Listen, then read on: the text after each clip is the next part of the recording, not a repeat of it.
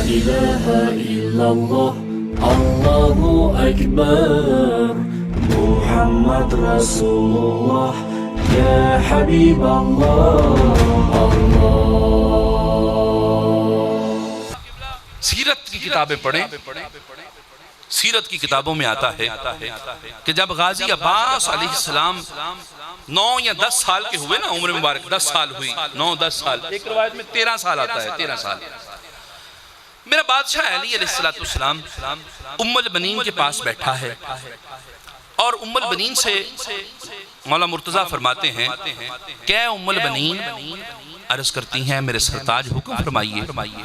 بادشاہ فرماتا ہے کہ غازی عباس 10 یا 13 سال کا ہو گیا، جوان ہو گیا ہے، مشقیں اس کی پوری ہو گئی ہیں، سروس اس کی کمپلیٹ ہے، جو گر میرے پاس تھے میں نے اسے سکھا دیے، حسن نے اس کی تربیت کر دی ہے، حسین نے اس کو سب کچھ سکھلا دیا ہے، اب کیوں نہ اس کا امتحان لیا جائے؟ امتحان لینا بنتا ہے نا بھائی، غازی عباس کا امتحان ہو. اچھا، اب ام البنین عرض کرتی ہیں کیا میرے سرتاج ضرور لینا چاہیے، مجھے اپنی کوکھ، اب مولوی کچھ اور بات کرتے ہیں، یہاں پر ادب کا تقاضا ہے قبلہ، مجھے اپنی کوکھ اور آپ کے خون پر پورا ناز ہے، یقین ہے، مجھے فخر ہے کہ اس کی رگوں میں علی کا خون ہے، اور مجھے اپنی وفا پہ ناز ہے، مجھے اپنی کوکھ پہ فخر ہے. ہو نہیں سکتا کہ آپ کے اعتماد پر پورا نہ اترے میرا بیٹا. اچھا عباس، اب یہ بھی روایت قبلہ، غازی عباس جب بھی مولا مرتضیٰ کے سامنے آتے، امام حسن، امام حسین، جناب زینب کے سامنے آتے نا، یہ روایت اتھینٹک، تو غازی عباس علیہ السلام ہاتھوں کو باندھ کر، نظروں کو جھکا کر عرض کرتے مولا حکم فرمائیے، مولا حکم فرمائیے، عباس تمہارا امتحان ہے، تو میرا شیر ہے. عرض کی مولا میرے بابا یہ آپ کی عزت افزائی ہے، کیا آپ مجھ پہ فخر فرما رہے ہیں؟ حکم فرمائیں. عباس تمہارا امتحان. مولا حکم فرمائے وہ جو ہمارا باغ ہے نا، اب تم نے اب سے رات تک، صبح تک اس کا پہرا دینا ہے، اور میں تمہیں اجازت دیتا ہوں پہرے کے دوران کوئی بھی آئے اسے کاٹ ڈال، ختم کر دے، مار دے. مولا حکم.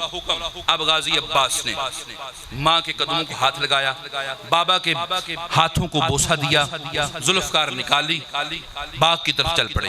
اب غازی عباس جا رہا ہے باغ کے باہر. اب کیا ہوتا ہے؟ غازی ادھر سے ادھر، ادھر سے ادھر.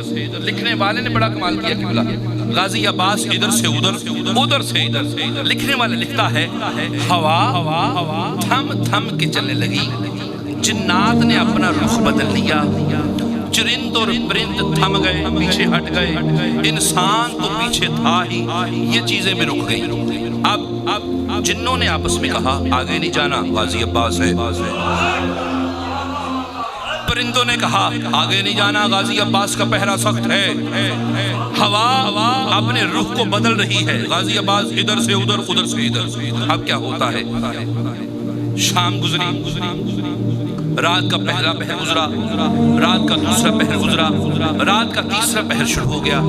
اب غازی عباس بالکل ایکٹیو، دھیان بالکل ایکٹیو ہو کر ادھر سے ادھر، ادھر سے ادھر. کیا ہوتا ہے کہ ایک دور سے گھوڑ سوار آیا، رات کا وقت، ہلکی ہلکی چاندنی کی روشنی، گھوڑ سوار آیا، چہرے پر نقاب ہے، آگے آیا، اب باغ میں داخل ہونے لگا. غازی نے آواز دی خبردار اجنبی، اجنبی آگے نہ بڑھنا، آج اس باغ کا پہرا غازی عباس دے رہا ہے، آگے نہ بڑھنا. کیوں بھائی؟ اجنبی. اب وہ آگے چلنے شروع ہو گیا اور بڑا. پھر اجنبی سنو، میرے بابے نے مجھے اجازت بھی دی ہے کہ جو بھی آئے کاٹ دینا، قتل کر دینا. اجنبی خیریت چاہتے ہو نا تو پیچھے مڑ جاؤ، آج غازی عباس کا پہرا ہے، غازی کی تلوار ننگی ہے، بعد میں ذمہ داری میری نہیں ہوگی، پیچھے مڑ جا، بے گناہ مارا جائے گا. اب وہ جو اجنبی تھا بڑا آگے، حتیٰ کہ وہ باغ میں داخل ہو گیا.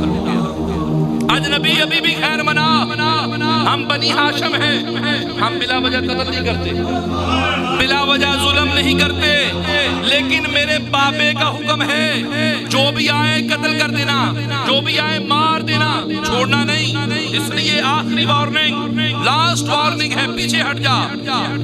اب وہ جو آنے والا تھا نا، اس نے بڑی بے باکی کے ساتھ ایک درخت کو پکڑا جو پھلدار تھا، اس درخت کو ہلانا شروع کیا اور اتنا ہلایا کہ درخت کی جڑیں ہل گئی۔ غازی عباس سمجھ گیا کہ آنے والا بھی جو ہے نا کوئی سپہ سالار ہے، آنے والا جو ہے نا کوئی عام نہیں ہے، کوئی خاص ہے۔ غازی نے تلوار نکال لی، لے اجنبی میں آ رہا ہوں۔ غازی کی تلوار چلی، ادھر سے اجنبی نے تلوار نکالی، اب تلواروں سے تلواریں ٹکرانے لگی۔ جب ایک تلوار ٹکرائی، دوسری آئی، دوسری ٹکراتی پہلی آئی، اور پھر یہ معاملہ شروع ہوا۔ اب روایت لکھنے والا لکھتا ہے کہ تلوار سے رات کے اندھیرے میں جو چنگیاریاں نکل رہی تھی نا، یوں لگ رہا تھا جیسے آسمان سے ستارے گر رہے ہوں۔ تلواروں سے تلواریں ٹکرا رہی ہیں، جناب غازی کی تلوار اوپر اور اجنبی کی تلوار نیچے، جناب غازی کی تلوار نیچے اور اجنبی کی تلوار اوپر۔ اور پھر کیا ہوتا ہے، ایک وقت آیا اجنبی کی تلوار نیچے آئی، اوپر آئی، اور غازی کی تلوار نیچے آئی، اور اوپر سے اجنبی نے دبانا شروع کیا۔ غازی کی تلوار نیچے جا رہی ہے، جاتے جاتے یہ زمین تک لگ گئی، اور پھر غازی نے کیا کیا، غازی اس تلوار کو اٹھانا شروع کر دیا غازی نے، اور تلوار اٹھاتا اٹھاتا اوپر لے آیا، اور ایک دم سے جب تلوار اجنبی کی سرکی نا تو جناب غازی کے بازو پر ہلکا سا نشان لگا، ہلکا سا۔ اور پھر کیا ہوا، اس نے جو اجنبی تھا اس نے کہا عباس بڑے بہادر ہو بھائی۔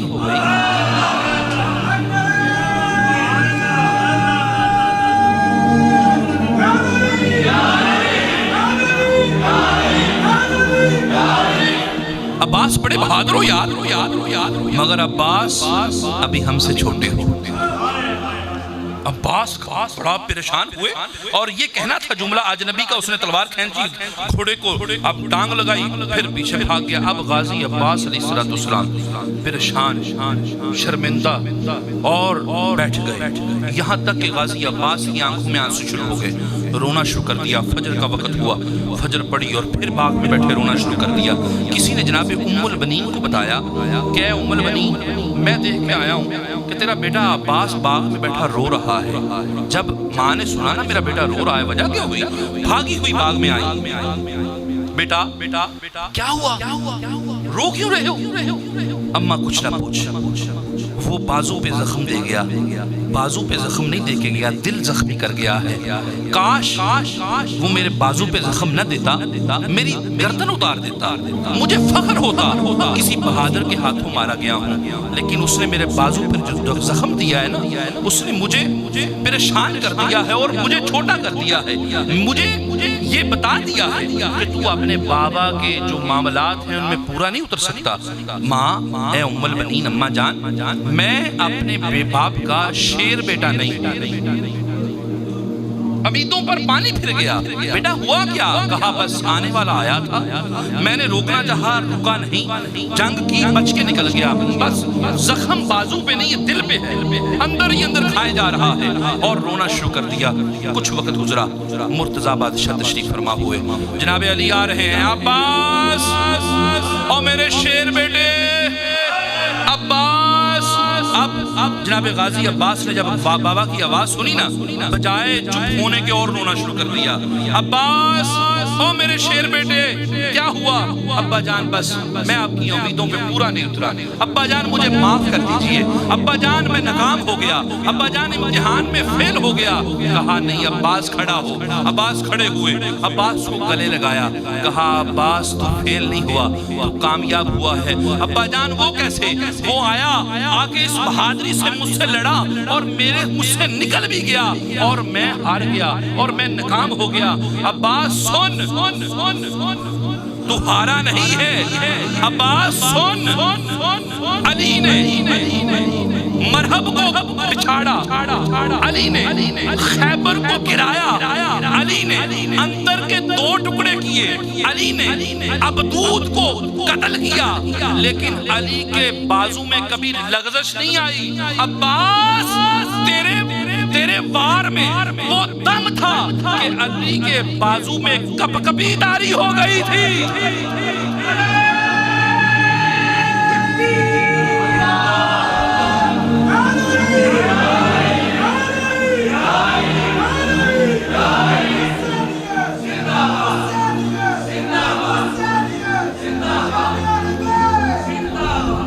عباس علی نے مرحب گرایا، خیبر گرایا، ابدود گرایا، انتر چیرا، لیکن علی کی بازو میں کبھی لغزش نہیں آئی. لیکن عباس تیرے وار میں وہ دم تھا، تیرے وار میں وہ طاقت تھی کہ علی کا بازو کب کبا رہا تھا. تو نے وہ کام 13 سال کی عمر میں کیا ہے جو علی 50 سال کی عمر تک کرتا رہا. دوستان محترم، یہ ہے بادشاہ علی. عرض کرتا ہے غازی عباس، بابا وہ آپ تھے؟ بابا وہ آپ تھے؟ فرمایا ہاں عباس میں تھا، تیرا امتحان لینے آیا تھا. اچھا بابا پھر مجھے معاف کر دیں، رات کا اندھیرا تھا، مجھے پتہ نہیں چلا آپ ہیں، ورنہ میری یہ مجال کہ اپنے بابا کے اوپر تلوار اٹھاتا. کہا نہیں بیٹا، اسی لیے تو رات کے تیسرے پہر آیا تھا، تجھے دیکھنا تھا. اور پھر میرے بادشاہ کو جناب غازی عباس علیہ السلام نے گلے سے لگایا.